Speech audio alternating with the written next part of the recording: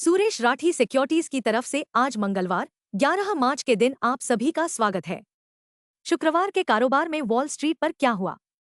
मंदी के परिदृश्य से पता चलता है कि निफ्टी के तेजड़िए अपनी लॉन्ग पोजीशन को हल्का करने की कोशिश करेंगे, मुख्य रूप से इस तथ्य की पृष्ठभूमि में कि बाजार को व्यापक तकनीकी क्षति का सामना करना पड़ रहा है। एक, इस साल एफआईआई केवल 3 ट्रेडिंग सत्रों में खरीदार रहे हैं। 2, इस वित्त वर्ष 25 में एफआईआई ने पहले ही 4,14,392 करोड़ रुपए की शुद्ध बिक्री की है।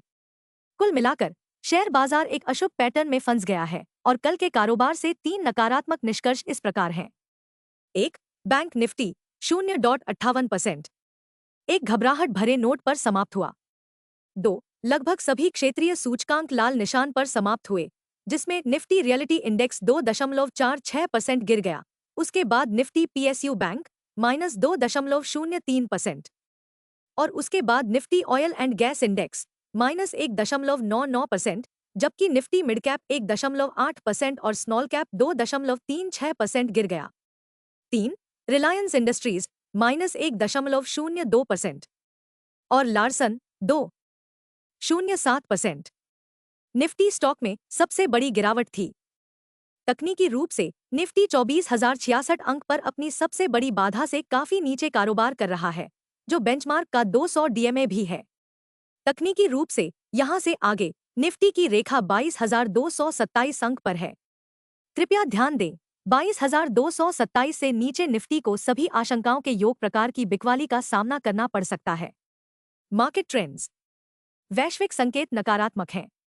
कल के सत्र में एफआईआई 485 करोड़ रुपए के शुद्ध विक्रेता बन गए, जबकि डीआईआई ने 264 करोड़ रुपए के शेयर खरीदे। धारणा मंदी की संभावना है। दिन के लिए मार्केट ब्रेड्थ नेगेटिव होने की संभावना है।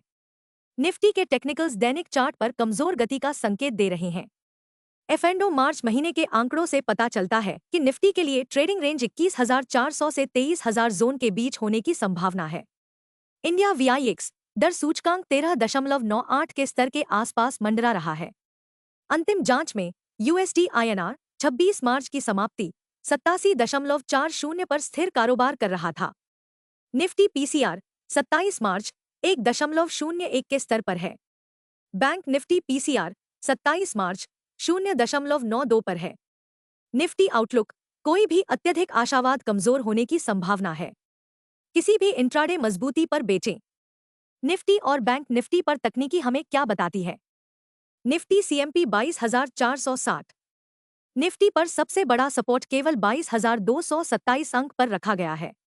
तत्काल इंट्राडे रेजिस्टेंस केवल 22,689 अंक पर रखा गया है। दिन की रेंज 22,250 और 22,600 के बीच रहने की संभावना है। दिन के लिए आउटलुक नेगेटिव है। Bank Nifty CMP 48,217। Bank Nifty का मेकॉर ब्रेक सपोर्ट 47,844 मार्क पर देखा गया। बैंक निफ्टी का सबसे बड़ा हर्डल अब 49,100 मार्क पर है। बैंक निफ्टी का दिन का रेंज 47,500 और 48,500 के बीच रहने की संभावना है। दिन के लिए आउटलुक नेगेटिव है। वैश्विक शेयर बाजारों में निराशावाद देखा जा रहा है। निराशावाद का पूर्वाग्रह हावी हो रहा है क्योंकि हालात वास्तविकता से कहीं अधिक खराब लग रहे हैं। सर्वसम्मति व्यापार मंदी वाला हो रहा है। विडंबना यह है कि शॉर्ट साइड पर भीड़-भाड़ वाला व्यापार बन रहा है। मंगलवार के निराशावाद के लिए जिम्मेदार है।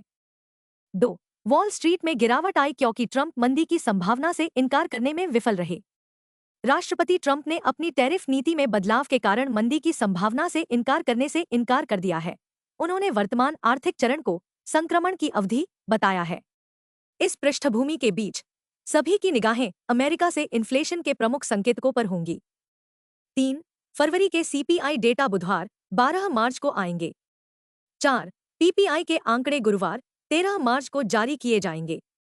कृपया ध्यान दें, मुद्रास्फीति की अपेक्षा से अधिक गर्म रीडिंग, शुक्रवार की अपेक्षा से कमजोर अमेरिकी जॉब्स की रिपोर्ट के साथ आदर्श रूप से स्टैगफ्लेशन के जोखिम के बारे में चिंता को बढ़ा सकती है। एक परिदृश्य जहां निवेशकों को लगता है कि इन्फ्लेशन फिर से बढ़ रही है जबकि अर्थव्यवस्था धीमी हो रही है।